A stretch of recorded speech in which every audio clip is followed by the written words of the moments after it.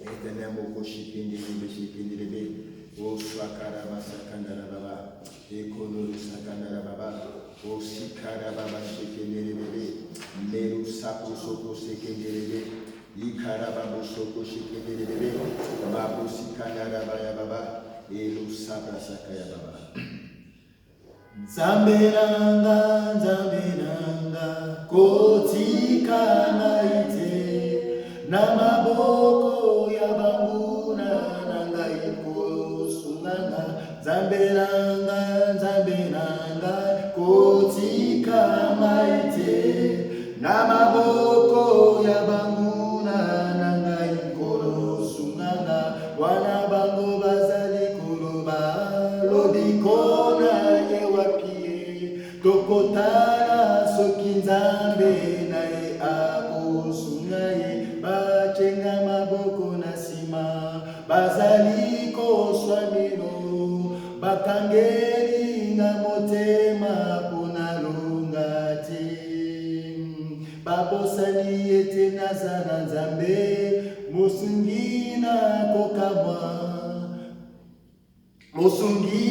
kokamwa Musikoli nanga ya telema kana suka yawe telema yo sana telema banguna nanga bakufa soni Yesu telema yawe telema yo sana telema banguna nanga bakufa soni Nzambe nanga kotika naite namaboko ya banguna nanga ikoro sunganga Nzambe nanga kotika naite namaboko ya banguna nanga ikoro sunganga wana bango bazali koloba lobikona ye wapie tokotala soki Nzambe naye akosungaye bachenga maboko na sima bazali koswamino bakangeli nga motema kungalonga te babosanye te nazana Nzambe mosikoli akokamwa Nzambe yonde yozali papa Nzambe nanga Yesu telema yawe telema yosana telema banguna nanga bakufa soni Yesu telema yawe telema yosana telema banguna nanga bakufa soni Yozali Nzambe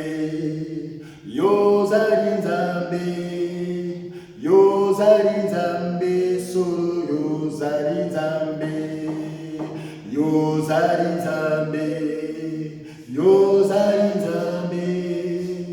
Yozali Nzambe solo Yozali Nzambe I put you in front of my melody. You are holy, my love. You are holy, my love. I make room for two. You and I, Jesus. You are holy, my love. You are holy.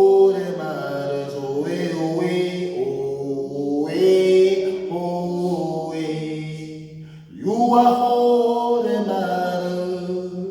Oh, you are holy, matters.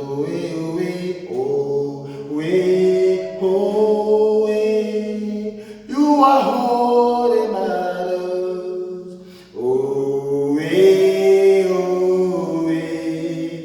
You are holy, matters.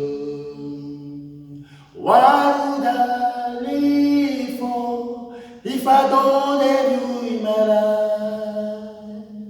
What would I gain If you take the Holy Ghost, what would have become of me if I didn't see your light? What would have been said of me if you didn't hold my hand? Now I've come to realize that you are all I have. You are holding my love. You are holding my love.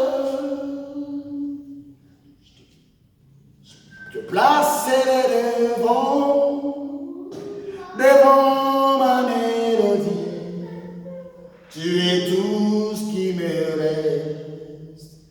Tu es tout ce qui me reste.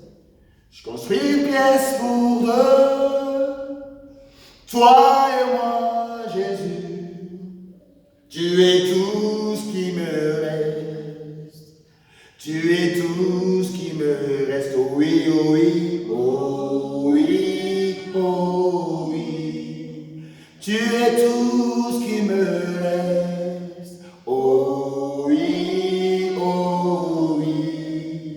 Tu es tout ce qui me reste. Oh oui, oh oui, oh oui, oh oui. Tu es tout ce qui me reste. Oh oui, oh oui. Manadash Kinde. Car deviendrai-je si je n'étais pas dans ma vie? Que deviendrai-je encore si tu prends ton Saint-Esprit? Car deviendrai-je si je ne vois ta lumière?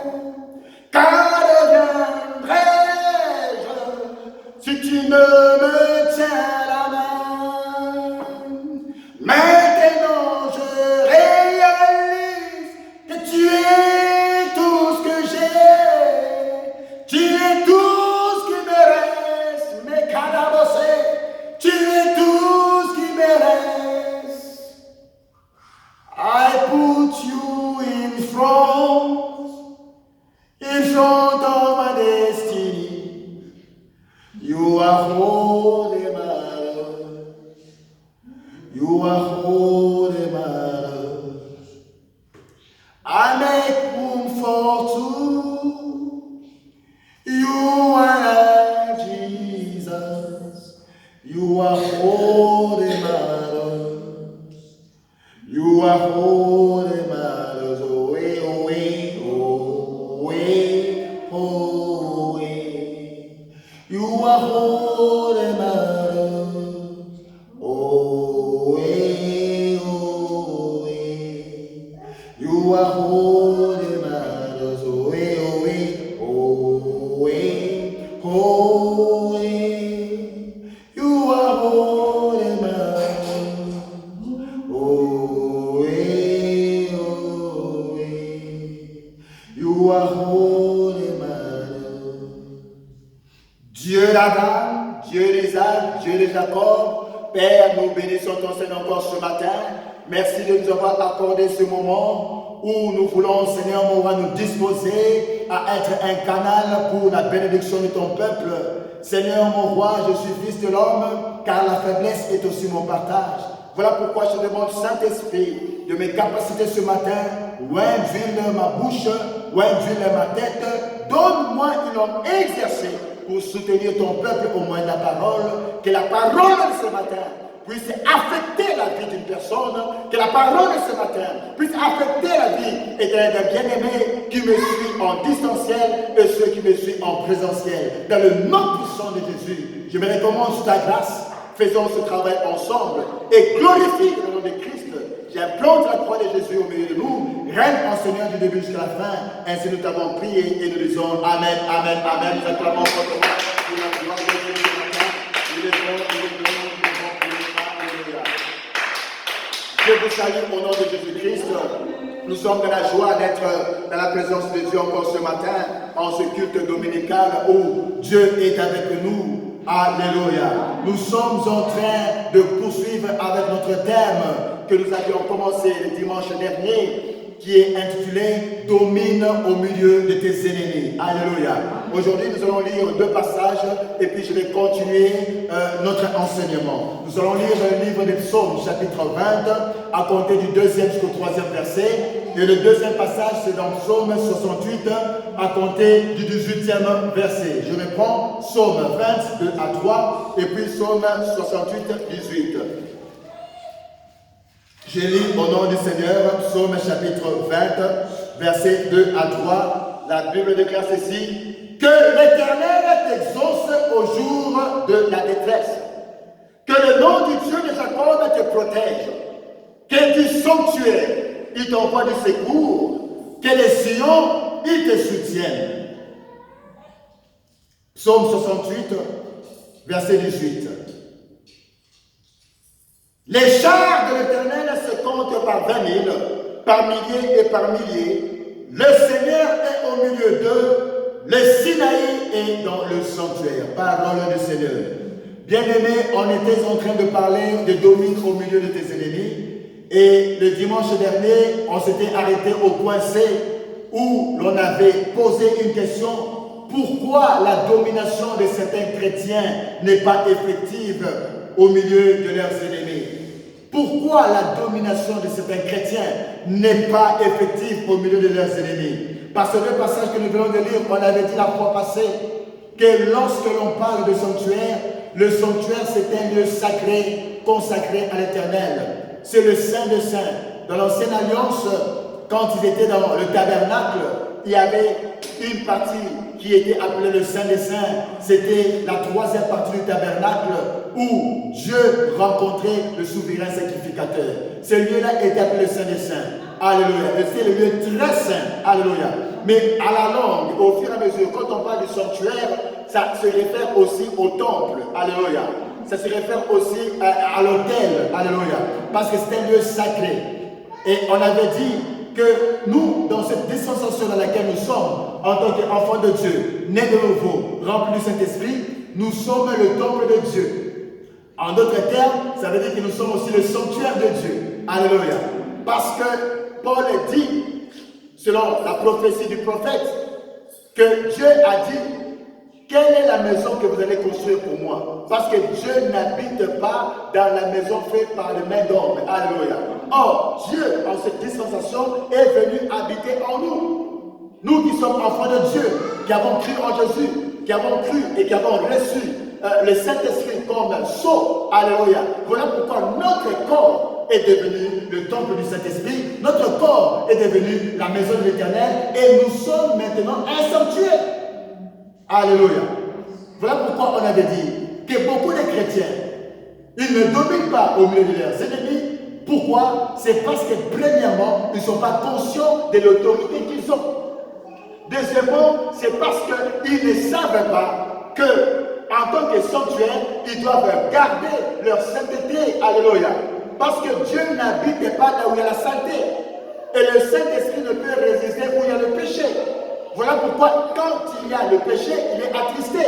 C'est pourquoi les enfants de Dieu ne dominent pas au milieu de leurs ennemis. Parce que la Bible me dit que Dieu t'enverra du secours, du sanctuaire. Alléluia. Or, tu es le sanctuaire de Dieu. Donc, quand tu pries Dieu, Dieu t'enverra le secours du sanctuaire que tu es, parce que Dieu parle au travers de nous. Alléluia. C'est pourquoi beaucoup d'enfants ne sont pas capables de dominer au milieu de leurs ennemis. Et la troisième chose qui les empêche, c'est parce que d'autres n'ont pas reçu ce qu'on appelle le revêtement de l'esprit. Alléluia. Autrement appelé le baptême du Saint-Esprit. C'est très important. Alléluia. Pour dominer au milieu de tes ennemis, il est indispensable ou obligatoire de connaître votre autorité.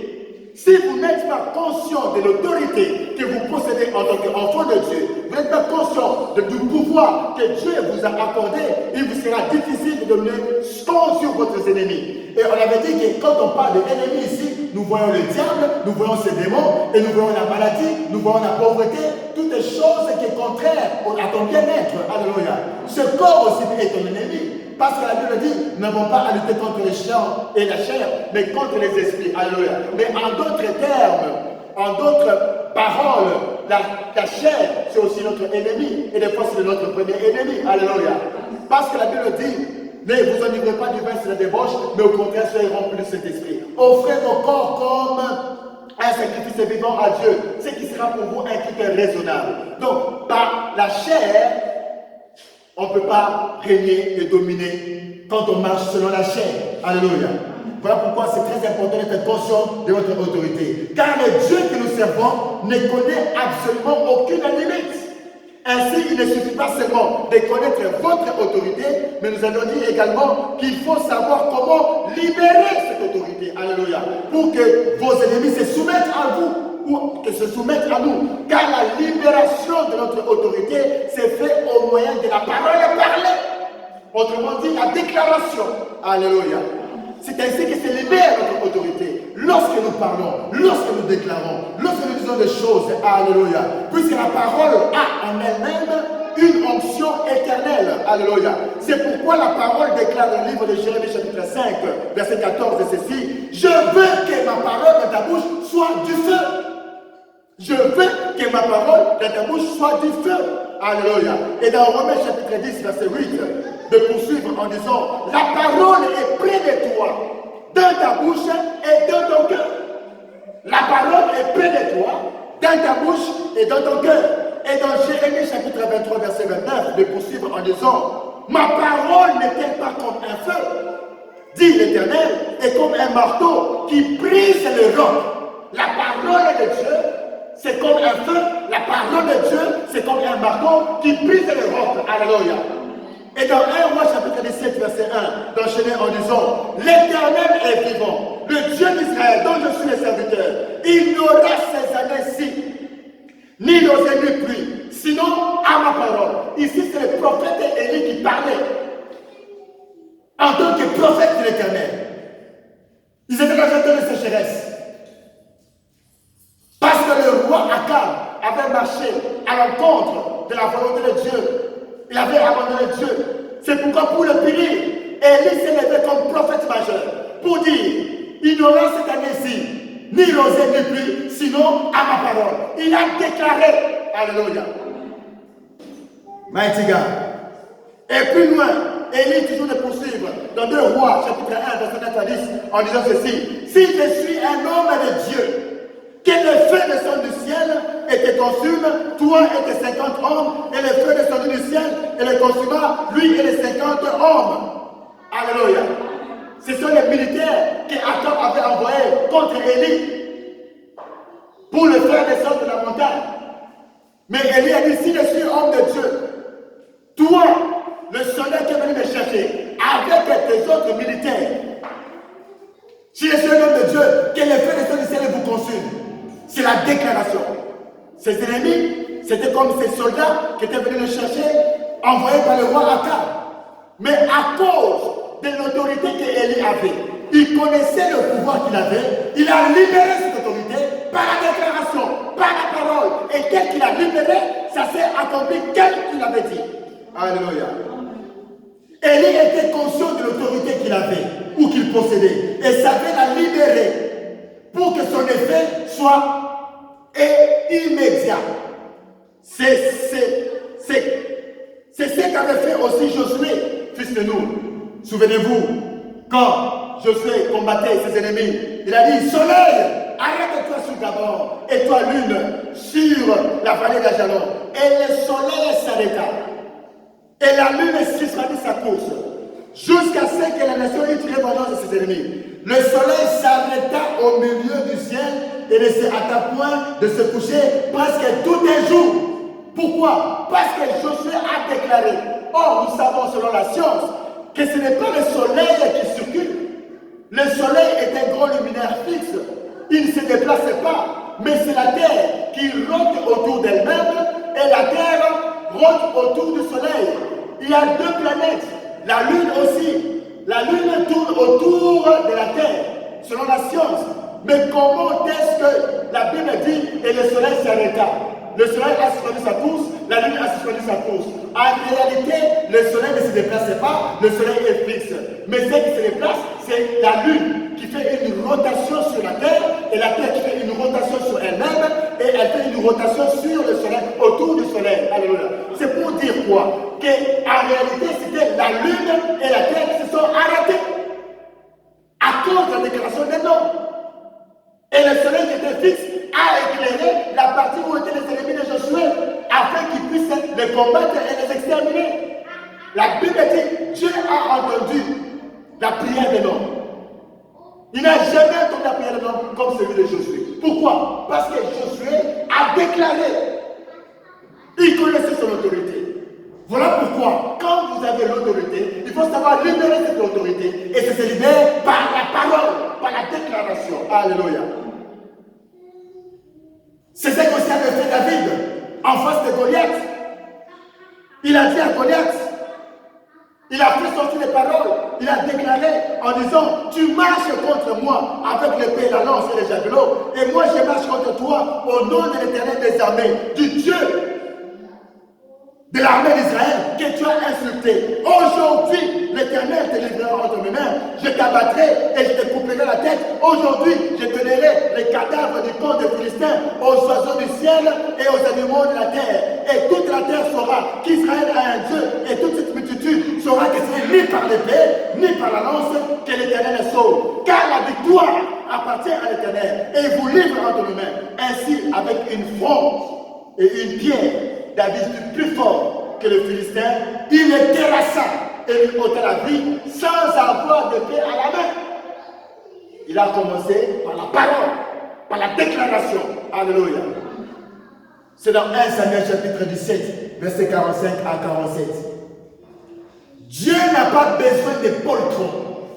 Dieu n'a pas besoin des gens peureux face à leurs ennemis. La deuxième clé que vous devez savoir est que c'est Dieu qui vous a mandaté, envoyé pour exercer le pouvoir ou l'autorité. C'est pourquoi Jean pouvait dire, ceux qui sont enfants de Dieu, ils sont nés ni selon la volonté de l'homme, ni de la chair. Ils sont devenus enfants de Dieu. Donc, ils ont maintenant l'identité de Dieu. Alors, quand ils ont l'identité de Dieu, même si elle croit aujourd'hui, automatiquement, elle entre dans la famille des gens de la maison de Dieu et automatiquement, elle a le pouvoir de pouvoir agir au nom de Jésus-Christ en qui il a cru et ce nom aura de l'effet contre les ennemis, contre la maladie. Alléluia.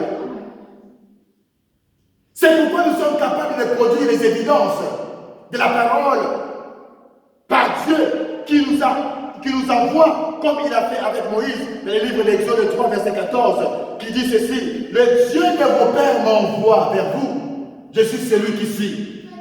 C'est ainsi que tu répondras. Alléluia. La troisième clé pour exercer l'autorité sur vos ennemis, c'est l'onction du Saint-Esprit au moyen du revêtement, qui est, en d'autres termes, le baptême du Saint-Esprit. Alléluia. Bien-aimé, tu peux croire en Jésus-Christ aujourd'hui. Il peut aussi arriver que tu reçois aussi le baptême du Saint-Esprit le même jour. J'aimerais faire une nuance ici entre recevoir le Saint-Esprit et être baptisé du Saint-Esprit. Recevoir le Saint-Esprit, souvent ça se fait lorsqu'on croit en Jésus-Christ. C'est-à-dire que Christ vient habiter en toi, automatiquement le Saint-Esprit entre aussi en toi. Parce que tu aimes l'Esprit de Dieu. Mais quand on dit être baptisé du Saint-Esprit, c'est une capacité que le Saint-Esprit vous accorde en vue du service. Alléluia. Et c'est ainsi par le signe du parler en langue, qui est le signe qui atteste que cette personne est baptisée du Saint-Esprit. Maintenant, la troisième clé pour exercer l'autorité, c'est lorsque tu es revêtu de la puissance de Dieu. Les apôtres, ils ont opéré quand ils étaient avec Jésus, c'était une autorité qui était comme temporaire et non permanente. C'est pourquoi Jésus-Christ vous avait dit, restez là, attendez les revêtements.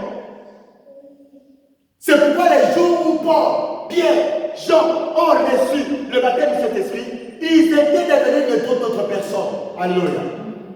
Ils exerçaient avec plein pouvoir, pleine autorité. C'est pourquoi l'onction du Saint-Esprit, le baptême du Saint-Esprit est